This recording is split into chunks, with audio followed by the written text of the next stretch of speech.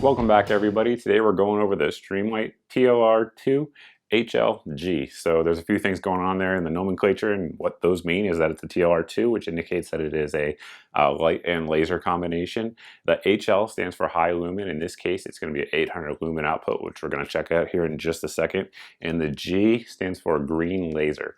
So that's what the model means. What we're going to do now is step outside and do sort of a beam comparison and let you guys know what you're going to get with in terms of output anyway, real world, and what it actually looks like. And then we'll come back in, go over the details of the light. And then at the end, we'll let you know what we think of it overall.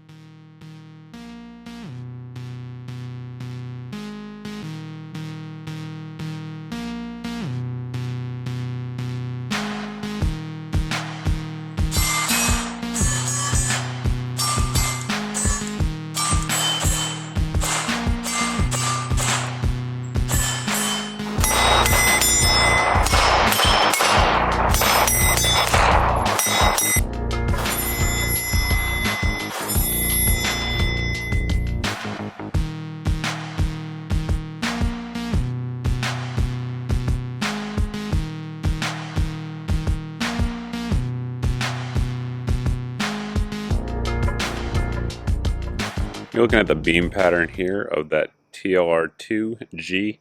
It's very difficult to see. In fact, you probably can't see it much, but that laser is very bright in person. On camera, it may not be able to differentiate it, but sort of on the little pot there that you can see, it's much better in person, I assure you. But you can see pretty good balanced beam overall. Even when the light is over here on the left side of the chimney focused, you can see the fence is still lit up very well. So for searching and stuff, it's a nice balanced beam. Again, we're actually off camera here, but you can still see plenty. And my dog should walk on the camera here. Oh, there he is. So you can see if you're trying to detect movement or something like that, you'd be just fine. They spotted the laser. So fun with lasers here in boxers. Not the smartest dogs in the world, so alright, we'll turn that off and give them a little break. As promised, the competitor, this is the Surefire 500 lumen model. So you can see there, again, pretty good output, but the 800 lumen TLR-2 here has a little bit hotter of a hotspot.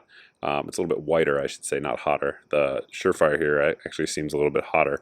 However, the spill on the TLR-2 is definitely better than it is with the Surefire. Now, if that's what you want, I guess there's pros and cons to each, but we'll keep the dogs entertained here while I'm showing you guys the beam pattern, but you can kind of get an idea. Both of them have very good hotspots. The Surefire is probably going to have a touch more throw just due to the way that the reflector is sort of more focused, but the TLR-2 has plenty of throw, plenty of light. It's really got a very good output overall. I'm sure some of you would want to see how it does in a home. So we have very low ambient lighting right now here in my house. As you guys can see, that door out there in front where that little green light is about 15 feet away. So when I press the pistol out and engage the light, you can see it lights it up pretty well. If someone was standing there, obviously you'd be able to clearly identify them, identify if they had a weapon or not. But when you move it over here to the close wall, you do get a little bit of splashback. It's not terrible though. So the camera's probably actually making it look a little bit worse than it is. So again, no light, and then hit them with the light. Again, the camera always adjusts a little bit, as you guys can see, but you can also see that it's plenty bright at this distance. The light ships out in this fancy box just like this, and what comes in it is essentially these two pieces. We have the actual light itself, as well as some little attachments here. So what these are the different rail attachments that slide right into here. So on it comes with the Glock factory part installed. It has a 1913 style, as well as a Beretta and a Smith & Wesson, the old Model 99s, I believe. It also comes with a little hex wrench, and what that's for is so you can actually zero the laser. So here's our windage. Here's our elevation, so that we can move those up and down, left and right, to get the gun, or to get the light, I should say, and laser zeroed to your actual gun. Just showing you a quick size comparison there with the TLR-1. You can see that TLR-2 is essentially the same style light with this little bottom piece added on there, and that's going to be the laser module, of course. Some basics of it, of course, we have the 800 lumen output, and the runtime on that is going to be 1.5 hours. That's with the light, and if you want to switch it over so the laser itself is just on, you can do that, and the laser itself will run for 17 hours. That's powered by 2. CR123 batteries, and the way you access those is through this little rear panel, and the batteries come right out there. As you can see, it does come with 2 batteries, and to put it back in, you're just going to latch it and then put it down. The controls are going to be our little toggle here on the back, and it's pretty standard stuff for the Streamlight models. Just push either, it's opposite for lefties, but for right-handed shooters with your thumb, you're going to push down and hold for a constant on if you want, or rather a momentary on. If you want it to be constant on, you're going to push up, and again, the inverse is true for lefties, and that will stay constant on. If you want a strobe, you're just going to push down twice, like that, and you get the strobe mode. And to set the light up, that all the way to the right with this little switch is going to have your light and laser on. I'm not sure you guys can see the laser here on the camera. Maybe you can a little bit. If you want just the light, you're going to switch it to the middle position and just the light will come on. And if you want just the laser, you're going to switch it all the way over to the left, and you'll just have your laser. I find that useful for zeroing, so that's really kind of the only time I use it.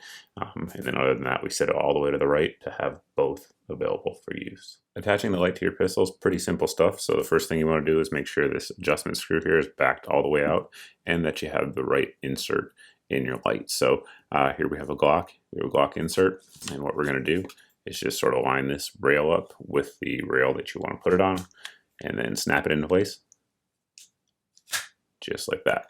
Now at this point it is loosely on there, but you want to tighten it down, and tighten it down finger tight. Now for those of you guys that have been around the shooting game for a long time, particularly with Glock pistols, one thing you may have heard was, it can cause reliability issues.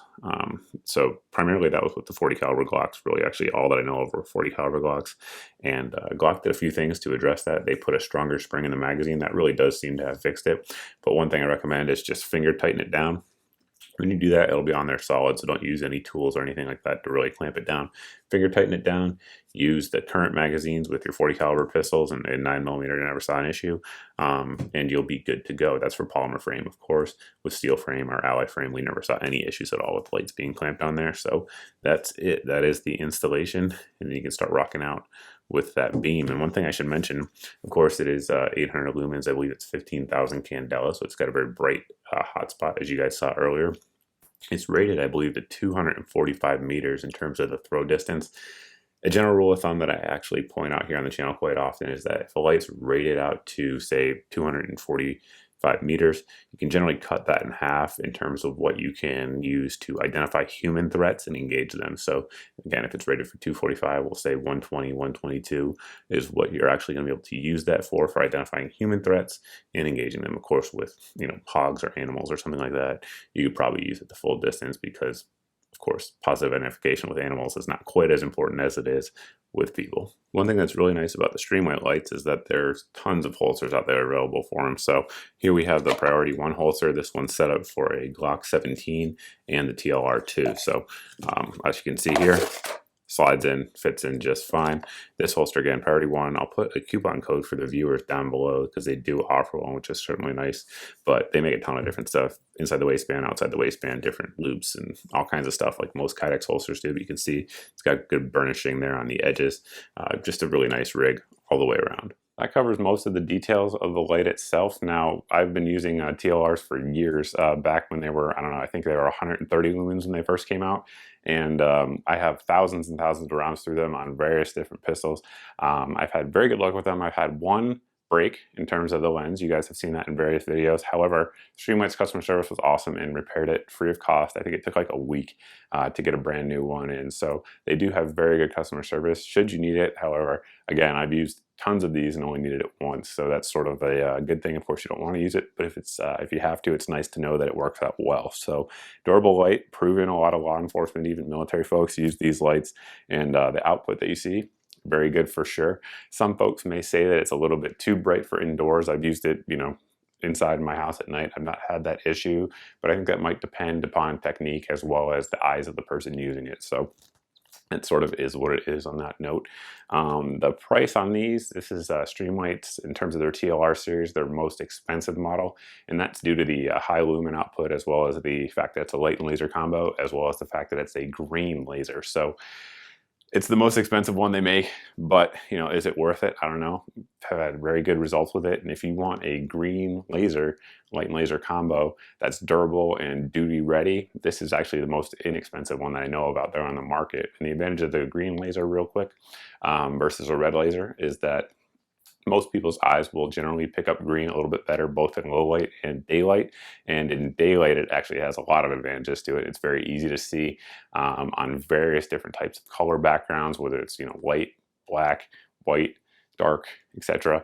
It really does stand out and jump out to the human eye, particularly in daytime conditions, and at night both, of course, the red and the green will stand out, but the green will stand out a little bit more. The downside of it, of course, is cost, like we just talked about, and it also has a little bit shorter runtime in terms of battery, but nowadays it's really not much difference. They're sort of kind of getting a good handle on that technology. So again, the downside is definitely going to be cost for sure, but for a quality light laser with a green laser, it's the cheapest out there that I know of. So that pretty much covers it, guys. If you have any questions about the light that we didn't cover here in the video, by all means, you can post down below in the comment section. You can also post over at my Facebook page as always. But thanks for watching, guys. Thanks for subscribing, and we'll see you in the next video.